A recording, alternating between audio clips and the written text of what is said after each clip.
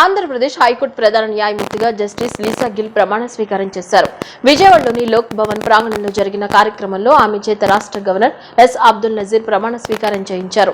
కార్యక్రమాన్ని ప్రభుత్వ ప్రధాన కార్యదర్శి జి సాయి ప్రసాద్ ప్రారంభించగా ఆంధ్రప్రదేశ్ హైకోర్టు రిజిస్ట్రార్ జనరల్ రాష్ట్రపతి జారీ చేసిన నియామక ఉత్తర్వులను చదివి వినిపించారు. గవర్నర్ ప్రత్యేక ప్రధాన కార్యదర్శి జి అనంతరాము కార్యక్రమానికి అధ్యక్షత వహించారు. ఈ కార్యక్రమంలో రాష్ట్ర ప్రథమ మహిళ సమీరా నజీర్, పర్యాటక శాఖ మంత్రి కందుల దుర్గేష్, ఎంపీలు కేశినేని శివనాథ్, సానా సతీష్, ఎమ్మెల్సీ పంచుమతి అనురాధ, ఆంధ్రప్రదేశ్ హైకోర్టు న్యాయమూర్తులు, రిజిస్ట్రార్లు, న్యాయాధికారులతో పాటు director general of police Harish Kumar Gupta, GAD principal secretary J Shyamala Rao, Vijayawada police commissioner SP Rajasekhar Babu, NTR జిల్లా కలెక్టర్ డాక్టర్ జి లక్ష్మీషా తదితర ఉన్నతాధికారులు, ప్రముఖులు పాల్గొన్నారు. కార్యక్రమానికి ముందు లోక్ భవన్ కు చేరుకున్న జస్టిస్ లీసా గిల్ అధికారులు సాదర స్వాగతం పలికారు. ప్రమాణ స్వీకారానికి ముందు తర్వాత జస్టిస్ గిల్ గవర్నర్ అబ్దుల్ నజీర్ స్వయంగా అతిథుల వద్దకు వెళ్లి ఆప్యాయంగా పలకరించారు. వేర్వేరు రాష్ట్రాల నుంచి వచ్చిన ప్రత్యేక అతిథులను justice Lisa Gill, governor Nazeer పరిచయం చేసుకున్నారు. I, Lisa Gill, having been appointed Chief Justice of the High Court of Andhra Pradesh, Chief Justice of the High Court of Andhra Pradesh, do swear in the name of God that I will bear true faith and allegiance to the Constitution of India as by law established, that I will uphold the sovereignty and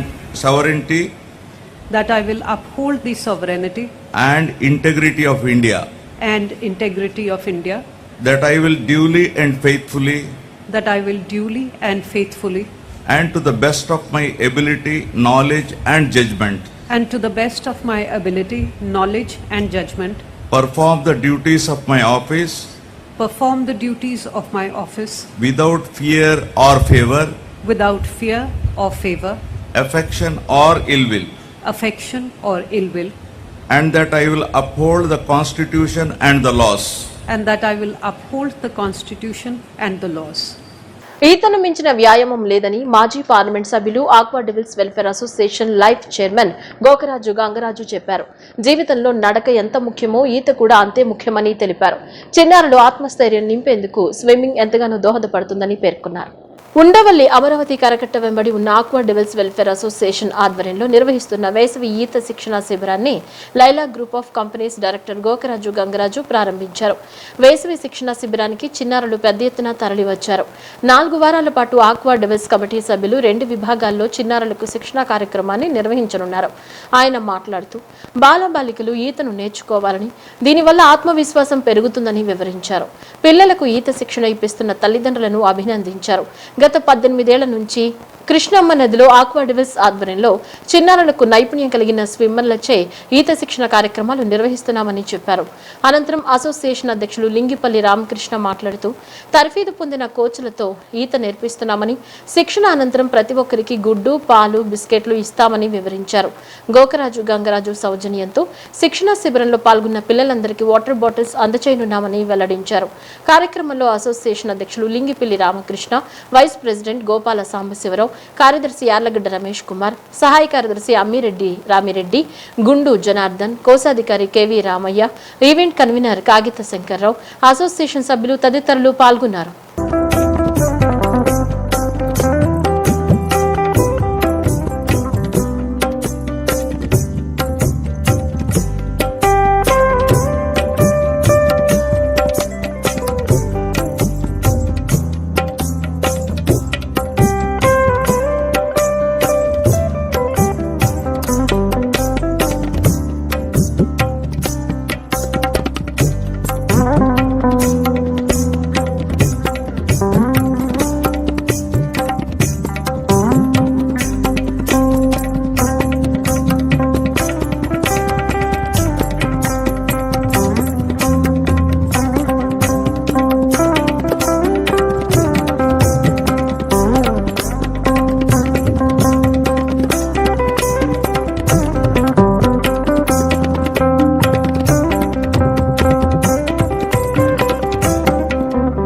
చాలా సంతోషం.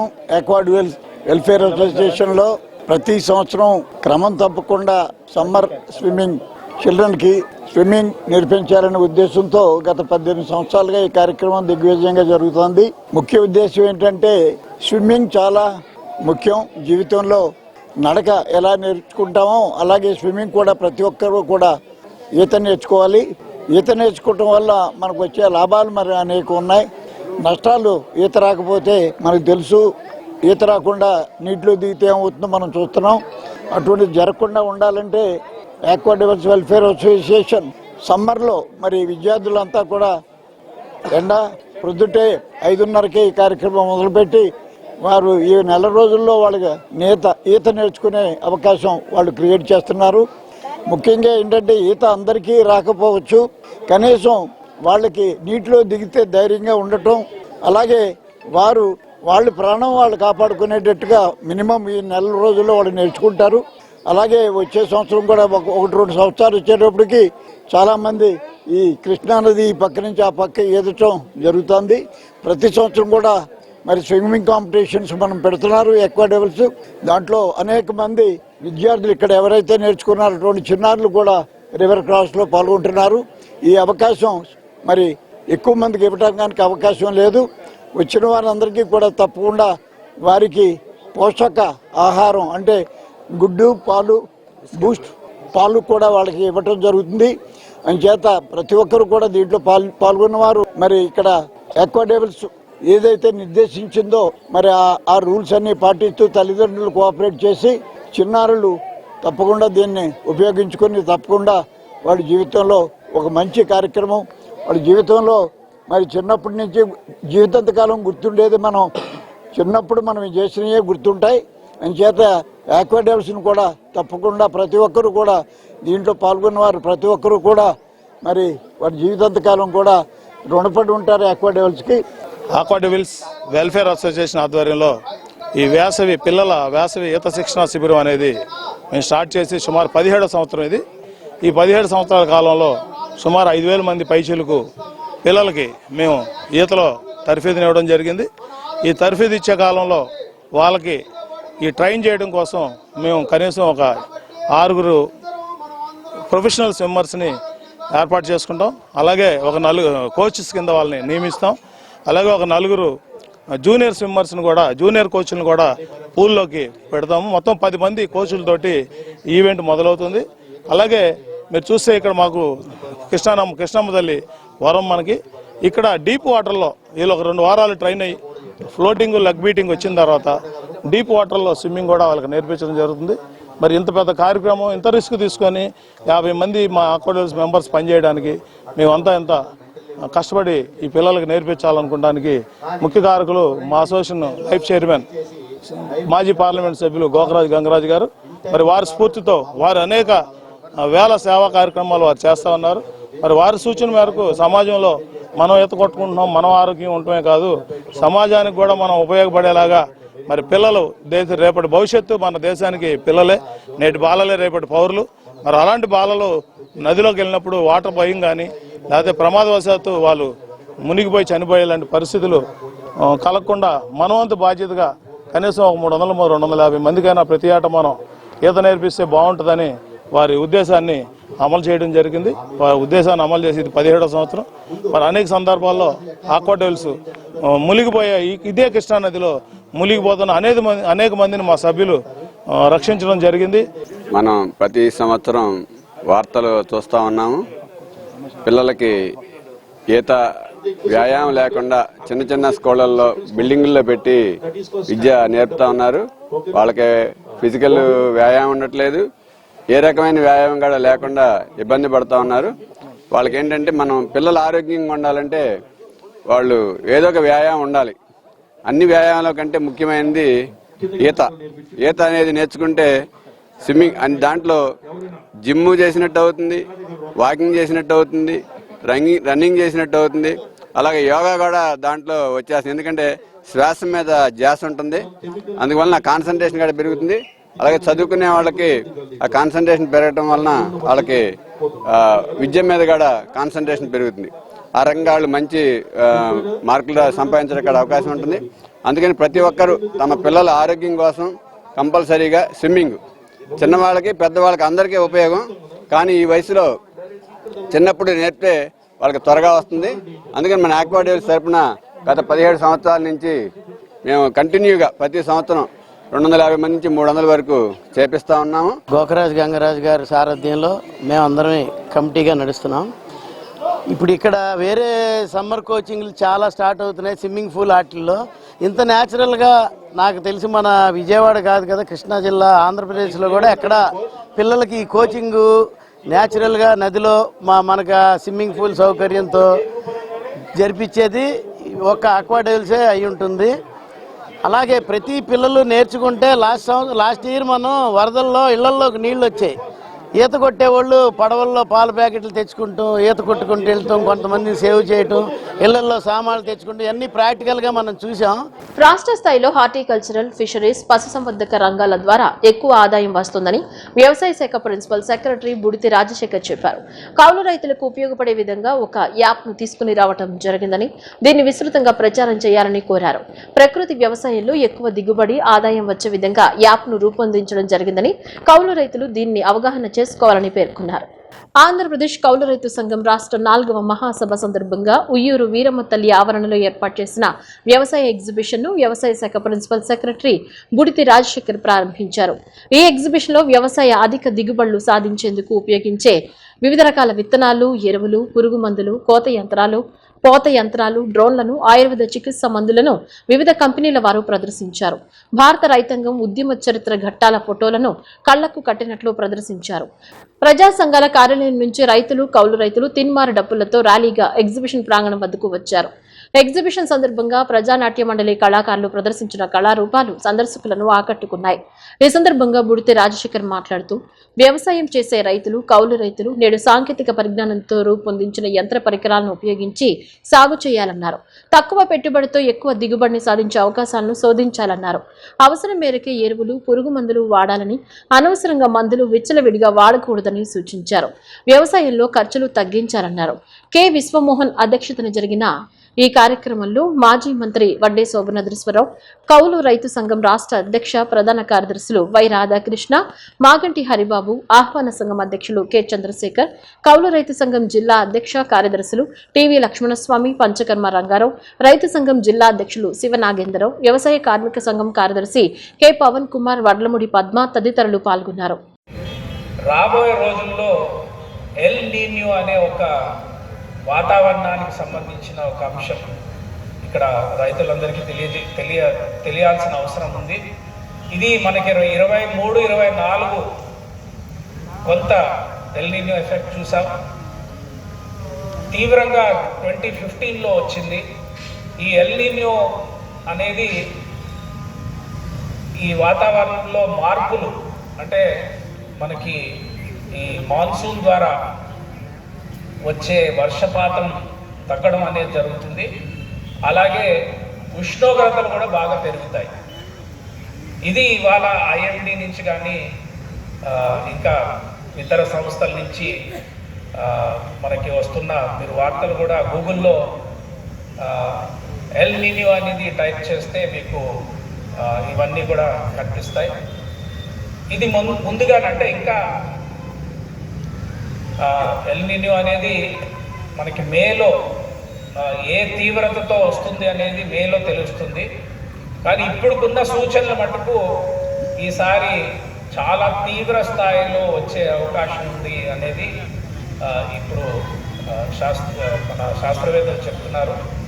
కాబట్టి రైతులు ఈ L నీన్యో వలన కలిగే నష్టాలు ముందుగానే తెలుసుకుని మరి దాన్ని నివారించడానికి మన వైపు ఏమేమి చర్యలు తీసుకోవాలనేది ఆలోచించడం అనేది చాలా అవసరం. ఈ మహాసభల్లో కూడా ఈ ఎల్ నీన్యో గురించి ప్రస్తావన చేస్తారని చెప్పి నేను కోరుకుంటున్నాను. ఖచ్చితంగా దీని మీద చర్చ జరగాలి. కాబట్టి ప్రభుత్వం ఏదో నష్టపరిహారం చర్య సరిపోదు. ఇన్సూరెన్స్లో కూడా నిబంధనలు సడలించడం వల్ల రైతులు షేర్ ఉండాలని చెప్పడంతో ఇది వచ్చేనా సచ్చేనా అని రైతులు ఎవరు ప్రీమియం కట్టుకోక మొత్తం మీద వ్యవసాయంలో తీవ్రంగా నష్టపోతున్నారు. అందుకని కొంత భూమి ఉన్న వాళ్ళేమో ధైర్యంగా అమ్మి అప్పులు తీర్చుకుంటున్నారు. భూమి లేని కుర్రవాళ్ళు, కౌలు రైతులు ఆత్మాభిమానంతో అప్పులకి మొహం చూపించలేక ఆత్మహత్యలు చేసుకుంటున్నారు. దీన్ని మనం ప్రభుత్వం, సమాజం అర్థం చేసుకోవాలి, దీన్ని కంట్రోల్ చేయాలి. అయితే నాకు అనిపించేది ఏంటంటే, మన ప్రభుత్వం కూడా కొన్ని పరిశోధనలు చేసి మనం వేసే పంటలు నవంబర్ లోపే వచ్చేటన్నా ఏమన్నా పరిశోధన చేసి అట్లాంటి విత్తనాలు కనిపెట్టగలమా, లేకపోతే లేట్ మాన్సూన్కి వచ్చి పంటలు నవంబర్ తుఫాన్ల తర్వాత వచ్చేట్టు ఏమైనా చేయొచ్చా? ఇట్లాంటి పరిశోధనలు చేసి ఈ ప్రకృతి వైపరీత్యాల నుంచి రైతాంగాన్ని ఆదుకోవడానికి ఏం చేస్తే బాగుంటుందో పరిశోధనలు కొనసాగిస్తే బాగుంటుందని చెప్పేసి పెద్దలకి చెప్తున్నాను. మనం కూడా ఆలోచించాలని చెప్పేసి కోరుతున్నాను. రెండోది, ఇవాళ వచ్చేటప్పటికి భూమి ఆరోగ్యం మొత్తం పాడైపోతుంది. ఎరువులు, పురుగు మందులు వీటితో, అట్లాగే వాటి ఫలితంగా అవి తిన్న మనుషుల ఆరోగ్యం కూడా దెబ్బతింటుంది. మహిళా బిల్లుపై ప్రత్యేక అసెంబ్లీ ఏర్పాటు చేయడం సరైంది కాదని సిపిఐ జాతీయ కార్యదర్శి కె రామకృష్ణ అన్నారు. నిజంగా చిత్తశుద్ధి ఉంటే అన్ని రాజకీయ పార్టీలను ఆహ్వానించి బహిరంగ చర్చకు సిద్ధం కావాలని డిమాండ్ చేశారు. 2023లోనే మహిళా రిజర్వేషన్ బిల్లు పార్లమెంట్లో ఆమోదం పొందిందని, దాన్ని డీలిమిటేషన్తో ముడిపెట్టడం వల్ల దక్షిణాది రాష్ట్రాలకు నష్టం జరుగుతుందని విమర్శించారు. అన్ని పార్టీలు ఇప్పటికే మద్దతిచ్చిన విషయంపై రాష్ట్ర అసెంబ్లీలో చర్చ అవసరమేంటని ప్రశ్నించారు. ముఖ్యమంత్రి చంద్రబాబు నాయుడు గారు తెలుగు ప్రజలందరినీ కూడా తప్పుదో పట్టించడానికి ఇవాళ మరోసారి మహిళా బిల్లు రిజర్వేషన్ విషయమై ఇవాళ అసెంబ్లీ ఏర్పాటు చేస్తామంటున్నారు. నిజంగా మహిళా రిజర్వేషన్ బిల్లు 2023లోనే పార్లమెంట్లో పాస్ అయింది. అన్ని రాజకీయ పార్టీలు ఆనాడు మద్దతు ఇచ్చాయి. ఇవాళ దాన్ని అమలు చేయకుండా పెండింగ్ పెట్టి డీలిమిటేషన్ దాంతో లింక్ చేసి ఈరోజు మళ్ళీ మీరు డ్రామా ఆడుతున్నారు మోడీ గారు. అదేవిధంగా అమిత్ షా గారు ఆయన స్పీచ్లో కూడా చాలా క్లియర్గా అర్థమవుతూ ఉంది. ప్రతిపక్షాలు రెచ్చగొట్టడం తప్పితే కన్విన్స్ చేసి దాన్ని పాస్ చేయించుకోవాలనేది లేదు. దీనివల్ల సౌత్ ఇండియాలో ఉన్న అన్ని రాష్ట్రాలకు కూడా నష్టం జరుగుతుందనే విషయంలో కూడా అందరూ కూడా సౌత్ ఇండియాలో ఏకాభిప్రాయం వ్యక్తం చేస్తూ ఉన్నారు. కానీ మరి చంద్రబాబు నాయుడు గారు మాత్రం ఈయనకి మోడీ గారు, అమిత్ షా గారు ఏం చెప్తే అదే వేదవాక్మారి కనపడతా ఉంది. ఇక్కడ అసెంబ్లీ పెట్టి చర్చిస్తామంటున్నాడు. అసెంబ్లీ పెట్టి విపక్షాలను ఎండగడతాం. ఎవరిని ఎండగడతామో నాకు అర్థమే కాలే. మీకు అసెంబ్లీలో ఎవరున్నారు? అసెంబ్లీలో మీరు ముగ్గురు మద్దతు ఇచ్చిన వాళ్ళు. ఆ ప్రతిపక్ష పార్టీ కూడా మద్దతు ఇచ్చింది ఢిల్లీలో, వైఎస్ఆర్ కాంగ్రెస్. కాబట్టి మీరు అసెంబ్లీలో పెట్టి చర్చించేది ఏం చర్చిస్తారు? దానికి ఏముంటుంది? మీరు అయితే ఆల్రెడీ మద్దతు ఇచ్చిన వాళ్ళు మీరే అసెంబ్లీ పెట్టుకొని మళ్ళీ మీరే చర్చిస్తామంటున్నారు. నిజంగా చంద్రబాబు నాయుడు గారు చిత్తశుద్ధి ఉంటే ఓపెన్ డిబేట్ పెట్టు, అన్ని రాజకీయ పార్టీలను ఆహ్వానించు. ఇవాళ ఎవరైతే బిల్లును వ్యతిరేకించామో వాళ్ళను కూడా ఆహ్వానించు. కాబట్టి ఏమంటే ఇవాళ ఈ డీలిమిటేషన్ బిల్లు ఆమోదం పొందితే ముఖ్యంగా తెలుగు రాష్ట్రాలతో సహా దక్షిణాది రాష్ట్రాలన్నీ కూడా ఇబ్బంది పడతాయి, సీట్లు తగ్గిపోతాయని తెలిసి ఉండి కూడా చంద్రబాబు నాయుడు గారు బుకాయిస్తున్నారు. మరి నిజంగా మీ చిత్తశుద్ధి ఉంటే బిల్లులో ఎందుకు పొందుపరచలేదు చెప్పండి. ఆయన ఏమంటారంటే అమిత్ షా పార్లమెంట్లో చెప్పాడు కదా 50% సీట్లు అన్నాడు కదా అంటారు. మరి అమిత్ షా చెప్పిన దాంట్లో బిల్లులో పెట్టిండొచ్చు కదా. మీకు ఎవరు అడ్డం వచ్చారు? మీరే అధికారంలో ఉన్నారు కదా, బిల్లు మీరే ప్రవేశపెడుతున్నారు కదా. బిల్లులోనేమో 2011 జనాభా ప్రాతిపదికన పెడతావా? హామీ మాత్రం ఇది ఈ రకంగా ఇస్తావా? AP legislative council chairman Moshen Raju గత 2 రోజులుగా తీసుకున్న నిర్ణయాలు ప్రజాస్వామ్యానికి గొడ్డలి పెట్టు అని మాజీ ఎమ్మెల్సీ టీడీపీ రాష్ట్ర ప్రధాన కార్యదర్శి పరుచూరి అశోక్ బాబు తీవ్రంగా విమర్శించారు. జయమంగళ వెంకటరమణ వంటి ఎమ్మెల్సీలు తమ పదవులకు రాజీనామా చేసి ఏడాది గడిచినా వాటిని ఆమోదించకుండా పెండింగ్ లో ఉంచడం వెనుక రాజకీయ కుట్రలు ఉన్నాయని ఆరోపించారు. ఎమ్మెల్సీ పదవి వద్దని స్వచ్ఛందంగా రాజీనామా చేస్తే దానిని ఏడాది పాటు నిలిపివేయడం కేవలం రాజకీయ ప్రయోజనాల కోసమేనని ఆయన పేర్కొన్నారు. చైర్మన్ వ్యవస్థను పార్టీ కార్యాలయంలా మార్చడం దురదృష్టకరమన్నారు. హైకోర్టు ఆదేశించినప్పటికీ కౌంటర్ దాఖలు చేయకపోవడంతో చట్టసభ చైర్మన్ పై కోర్టు పెనాల్టీ విధించడం దేశ చరిత్రలోని అరుదైన ఘటన తెలిపారు. ఇది మోషన్ రాజుకు వ్యక్తిగతంగా పెద్ద మచ్చగా మిగిలిపోతుందని వ్యాఖ్యానించారు. గత 2 రోజులుగా ఆంధ్రప్రదేశ్లో ఏపీ లెజిస్లేటివ్ కౌన్సిల్ చైర్మన్ అయిన శ్రీ మోషన్ రాజు గారు తీసుకున్న ఒక నిర్ణయం రాజకీయ వర్గాల్లో చర్చనీయం అయింది. కొందరు ఎమ్మెల్సీలు మాకు పదవి అవసరం లేదని రాజీనామా చేయడం జరిగింది. దాదాపుగా నాకు తెలిసి ఒక సంవత్సరం అయింది ఇది జరిగి. ఈ సంవత్సర కాలం ఆయన ఏ నిర్ణయం తీసుకోవాలో తొక్కిపెట్టడం జరిగింది, కేవలం రాజకీయ దురుద్దేశంతోనే. ఆయన చైర్మన్ అనే విషయం, ఆయనకున్న అధికారాలు, లేదంటే ఆయన ప్రవర్తించే తీరు, బహుశా నాకు తెలిసి ఆయన మోషరాజు గారు కాదేమో అనుకుంటున్నాం మేము. ఎందుకంటే ఆయన వ్యక్తిత్వం, ఆయన గత చరిత్ర, ఆయన కూడా తెలుగుదేశంలో 15 రోజులు ఉండి తర్వాత మళ్ళీ వైసీపీకి వెళ్ళిపోవడం జరిగింది. అక్కడ ఆయనకి ఎమ్మెల్సీ ఇవ్వడం, చైర్మన్ ఇవ్వడం జరిగింది. నేను ఎమ్మెల్సీగా ఉండగా కూడా ఆయన చాలా హుందాగా ఉండేవాడు, సభ నడపడంలో కూడా దాదాపుగా అన్బయాస్గా ఉండేవాడు ఆయన. కానీ రాజీనామా విషయం వచ్చేటప్పటికి మాకు అప్పుడు జరిగిన చర్చల్లో కూడా మేము స్పష్టంగా చెప్పాం, వాళ్ళ రాజీనామాలు ఆమోదించిన మాత్రాన తెలుగుదేశం సభ్యులకి మెజారిటీ రాదు. ఎందుకంటే అప్పుడు మేము 8 మంది ఉన్నాం కాబట్టి ఈ 4తో మాకేం మెజారిటీ తలకిందలయ్యే పరిస్థితి లేదు. అప్పటికే వైసీపీ, ఈ రోజు కూడా వైసీపీ మెజారిటీ ఉంది. కానీ వాళ్ళు వద్దన్న తర్వాత వాళ్ళు యాక్సెప్ట్ చేయకపోవటం, మేము దాన్ని వేరే విధంగా మాట్లాడాల్సి వస్తుందని చెప్పి అన్నప్పుడు లేదు దీని మీద నేను చర్చించి నేను నిర్ణయం తీసుకుంటానని చెప్పి నేనుండగానే అప్పుడు మార్చి 2019లోనే ఆయన చెప్పడం జరిగింది. సంవత్సరం కాలం అయిపోయింది, నిర్ణయం తీసుకోవాలా. మరి కైకలూరు నుంచి ఉన్న వెంకటరమణ, అంతకుముందు మా తెలుగుదేశం ఎమ్మెల్యే కూడా, ఆయన మరి వైసీపీ తరఫున ఎమ్మెల్సీ జనసేనకి వెళ్లే ఆలోచన ఉన్నట్లుగా మనకి మీడియాలో తెలుస్తుంది. అందుకని రిజైన్ చేశాడు. ఇప్పుడు యాంటీ డిఫెక్షన్ బిల్లులో కూడా ఒక పార్టీ నుంచి ఎన్నికైతే పార్టీ మారదలుచుకున్నప్పుడు ఆ పదవి రాజీనామా చేయాలి. పోతుల సునీత గారు కూడా అదే పని చేశారు గతంలో. మా తెలుగుదేశం ఎమ్మెల్సీ పదవి రాజీనామా చేస్తే వైసీపీలో జాయిన్ అయిన తర్వాత మళ్ళీ ఆవిడకి ఆ పదవి ప్రాసెస్ లో, ఎమ్మెల్సీ అయ్యే ప్రాసెస్ లో ఆవిడకి మళ్ళీ వైసీపీ ఎమ్మెల్సీ ఇవ్వడం జరిగింది. కాబట్టి రాజీనామాని ఆమోదించకపోవడం అనేది కేవలం రాజకీయ దురుద్దేశంతో చేస్తున్నారని చెప్పి ఇవాళ గట్టిగా నమ్మటానికి కారణాలు చాలా ఉన్నాయి. రమణ గారు కోర్టుకు వెళ్ళడం జరిగింది, నా రాజీనామా ఆమోదించాలి అని. ఎందుకు వెళ్ళడం జరిగింది? బులెటిన్లో షార్ట్ బ్రేక్.